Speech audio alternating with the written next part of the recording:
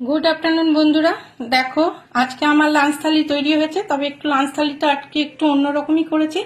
আজকে আমি দুপুরে খাওয়ার জন্য পরোটা করেছি। দেখো, আমি গোল গোল পরোটা করেছি। এখানে কুমড়ো আলু দিয়ে তরকারি করেছি, কুমড়ো আলু ছক্কাও বলা চলে এটাকে।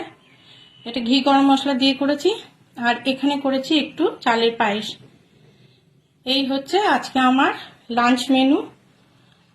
তোমরা কে কি লাঞ্চ করলে অবশ্যই ভিডিও দিয়ে দেখবো। আজকে খুব কম সংখ্যকই আমি লাঞ্চ করেছি।